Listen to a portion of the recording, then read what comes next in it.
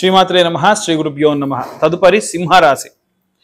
సింహరాశి వారికి సంబంధించి అక్టోబర్ 1 నుంచి 15వ తారీఖు వరకు ఎలా ఉండబోతుంది అనే విషయాన్ని ఇప్పుడు మనం తెలుసుకుందాం. ముఖ్యంగా అసలు ముందు సింహరాశి వారికి సంబంధించిన విషయాన్ని చెప్పాలి.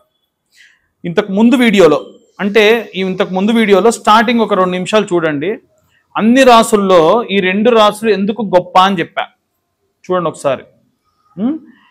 ఎందుకంటే మిగిలిన వాటన్నిటికీ కూడా ఏదో ఒక గ్రహం ఇక్కడ ఇక్కడ ఇక్కడ ఇక్కడ ఉంటాయి. బుధుడు ఇక్కడ, శుక్రుడు ఇక్కడ, కుజుడు ఇక్కడ, ఇలా ఉంటారు. ఒక్క సూర్యచంద్రుడు మాత్రానికే ఒక్కొక్కడిగా ఉంటారు. దాంట్లో సూర్యుడిని రాజు అంటారు. ఎందుకు అంటే దానికి సింహరాశి కాబట్టి. సింహాన్ని కూడా రాజు అంటారు. ఎందుకండి రాజు? అడవికి సింహం రాజు అంటారు కదా, ఎందుకు ఒక్కసారి చెప్పండి. సింహం చిరుతపులి ఉరికినంత వేగంగా ఉరకలేదు, పులెక్కినట్టుగా చెట్లు ఎక్కలేదు, సింహం ఉన్నంత ఈ యొక్క ఏనుగున్నంత బరువుగా ఎత్తుగా కూడా ఉండదు, నక్కలాగా నక్క జిత్తులు కూడా ఏమీ తెలియదు. అయినా సరే సింహాన్ని రాజు అంటారు. ఎందుకంటే సింహం ఎప్పుడు పడితే అప్పుడు వేటాడదు. దానికి ఆకలేస్తేనే అది వేటకెళ్తుంది. సింహం ఏదైనా సరే ఎంత పెద్ద జంతువు ముందున్నా ధైర్యంగా నిలబడుతుంది. ఒక్కసారి నిలబడి ఒక్క అడుగు వెనక్కేసి జులిపించి ఎగిరి దూకింది అంటే అవతల ఎంత పెద్ద జంతువైనా భయపడి ఉరకాల్సిందే. సింహరాశి లక్షణమే అది. కాబట్టే సింహం ఒక్కసారి గర్జిస్తే 20 ఆమడల దూరం వరకు కూడా అరుపుకి చెవులో కాస్తంత అనే సౌండ్ వస్తుంది. ఇంత ప్రత్యేకత. ఏదైనా జంతువు తినిపడేసినటువంటి దాన్ని, వదిలేసినటువంటి దాన్ని ముసలిదైన సింహం కూడా తినదు.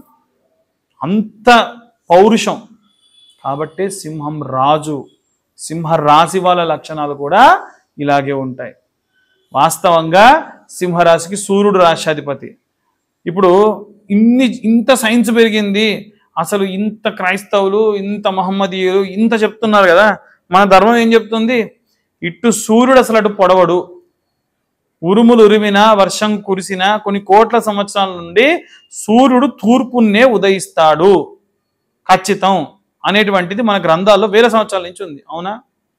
మరి అదేంటండి వాళ్ళు అటో ఇటో మార్చొచ్చుగా, ఎందుకు మారడు?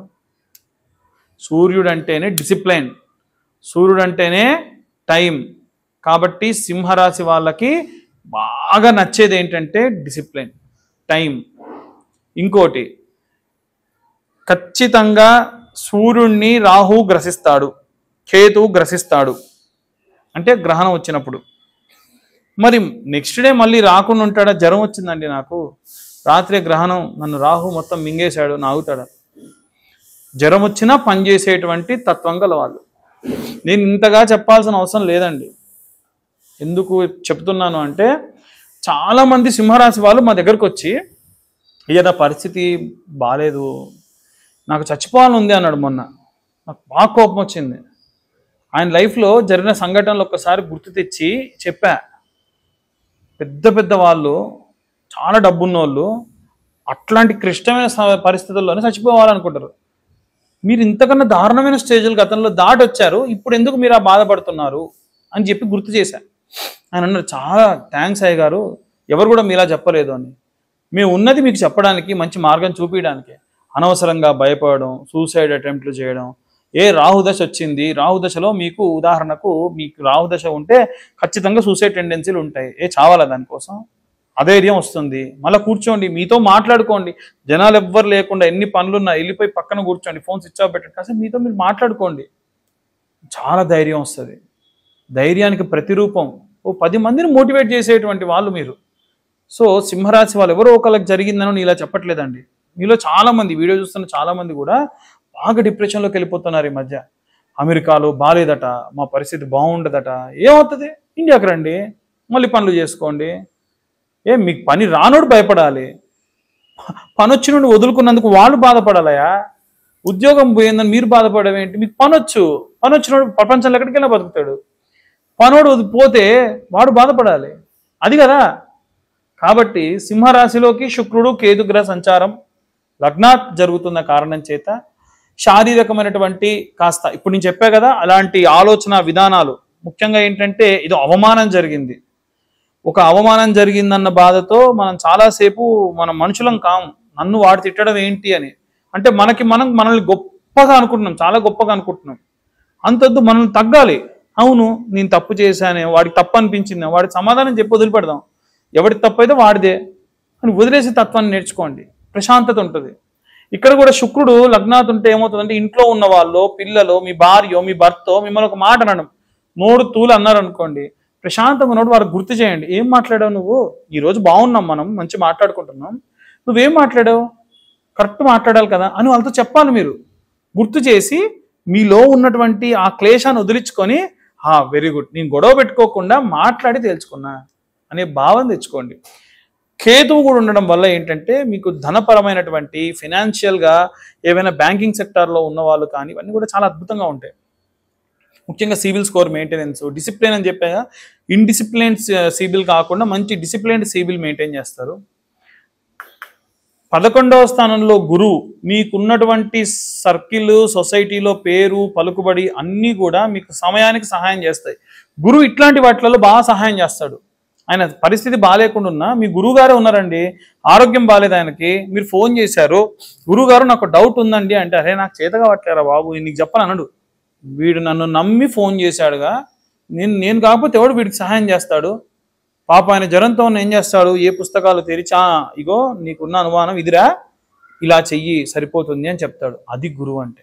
అలాంటి గురువు మీకు అలా సహాయం చేసేటువంటి స్థానంలో ఉన్నాడు కాబట్టి అద్భుతంగా ఉంటుంది. అలాగే ఈ యొక్క సింహరాశి వారికి ద్వితీయంలో సూర్యుడు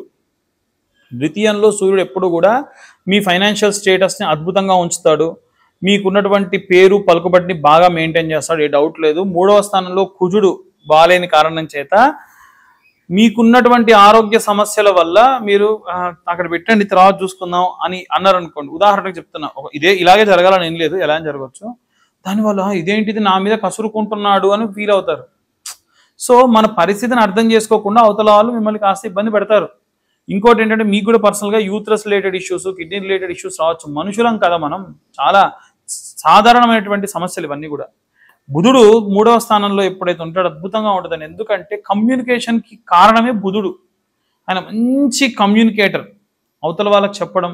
ఒకప్పుడు ఎవరైనా సరే రాజుల దగ్గర రాయబారి ఉంటారు కదా, రాయబారులు అంటే ఒక విషయం చెప్పాలి అని పంపిస్తారు, వాడికి బుధుడు బాగున్నాడా లేదా అని జ్యోతిష్యుని చూపించి వాడు అద్భుతంగా ఉన్నాడు సార్ వాడికి బుధుడు అంటే వాడు ఉద్యోగాలు పెట్టుకునేవాళ్ళు. ఎందుకంటే ఎగ్జాక్ట్లీ రాజు మాట్లాడినట్టు పోర్ట్రేట్ చేస్తాడనమాట. అంటే రాజుకున్నటువంటి అహంకారాన్ని, రాజుకున్నటువంటి అన్ని తత్వాల్ని కూడా ఎగ్జాక్ట్లీ డెలివర్ చేసేటువంటి వాడు ఎవరయ్యా అంటే బుధుడు. కాబట్టి అలా బుధుడు బాగున్నాడు కాబట్టి మీరు ఎవరైనా సరే చెప్పేటువంటి విషయాలు ప్రాపర్ కమ్యూనికేట్ అవుతారు. అలాగే సింహరాశి వారికి సంబంధించి 7వ స్థానంలో రాహుగ్రహ సంచారం చేయడం వలన రాహు ఎప్పుడూ కూడా 7th హౌస్లో భార్యాభర్తల మధ్యలో ఏవైనా చికాకులని, గొడవలకి దారి తీసేటువంటి వాడు. కాబట్టి జాగ్రత్తగా ఆలోచించి మీరు మీ భార్యతో మెసులుకోండి, మీ భర్తతో మెసులుకోండి.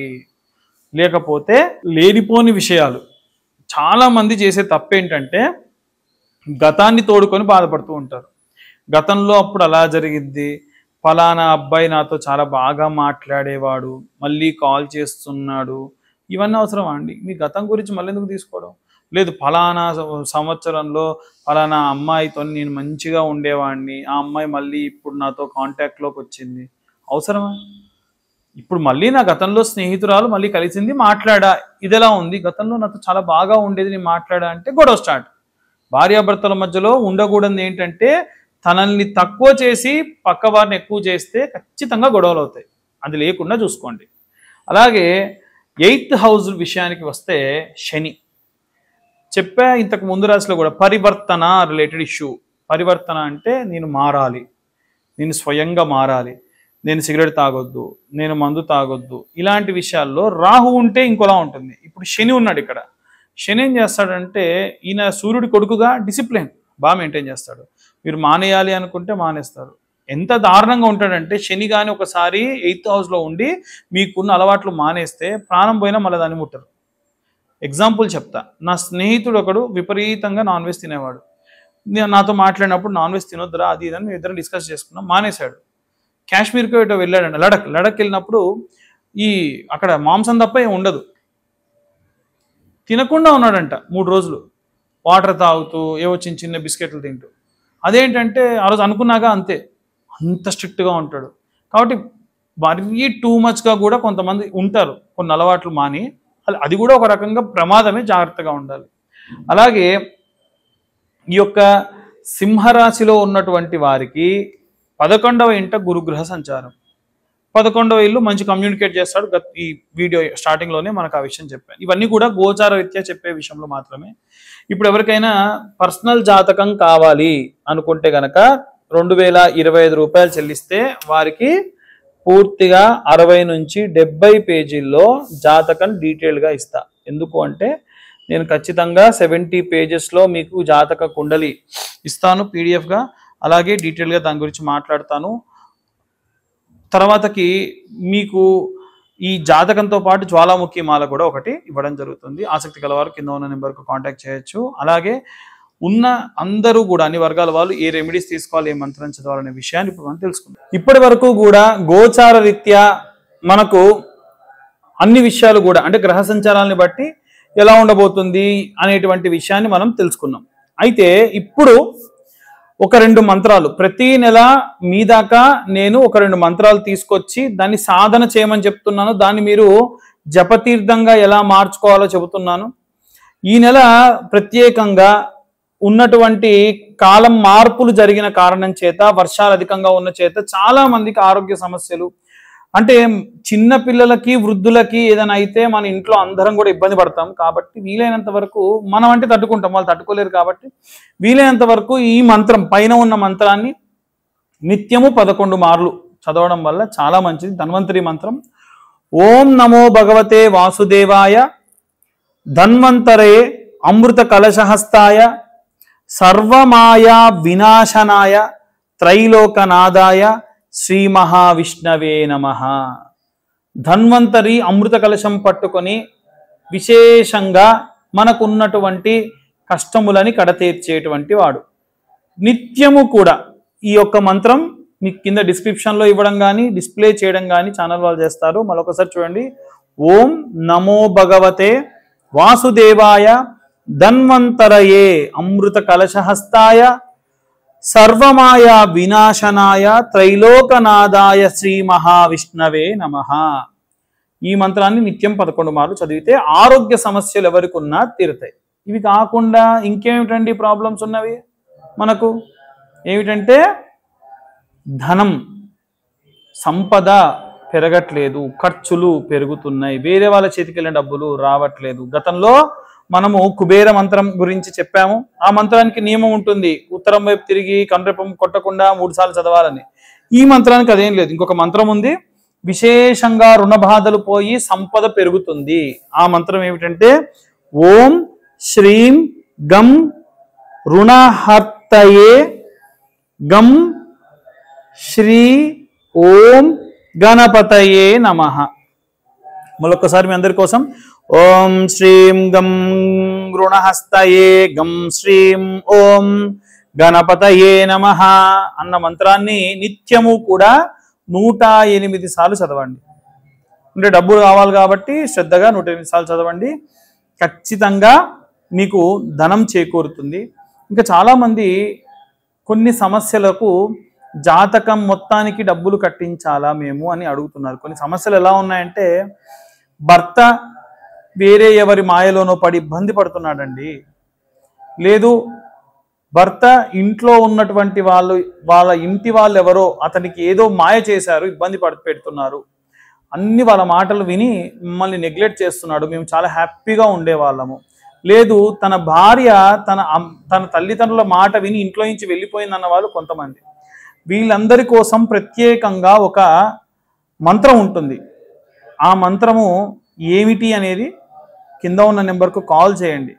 ఒక రకంగా వాళ్ళు మీకు మంచి పద్ధతిలో వశమయ్యేటువంటి మంత్రం, వశీకరణ మంత్రం. ఆ మంత్రానికి కాను ఇంత 2025 రూపాయలు ఛార్జ్ చేయడం ఉండదు, సాధారణమైనటువంటి ఛార్జ్ చేసుకుంటాను. అవి తీసుకొని మీకు ఆ మంత్రాన్ని ఇవ్వడం జరుగుతుంది. ఆ మంత్రం నిత్యము కూడా ఎవరి గురించి అయితే మీరు తపిస్తూ ఉన్నారో, ఎవరి గురించి అయితే మనస్ఫూర్తిగా కోరుకుంటూ ఉన్నారో వాళ్ళ కోసం మీరు ఆ మంత్రాన్ని పఠనం చేయండి, ఖచ్చితంగా శుభం కలుగుతుంది. ఇక అన్ని వర్గాల వాళ్ళ గురించి ఇప్పటివరకు మనం చెప్పాం.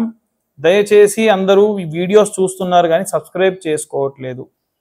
మీరు సబ్స్క్రైబ్ చేసుకుంటే మాకు కాస్త మీరు ఎంకరేజ్ చేసినట్టుగా ఉంటుంది.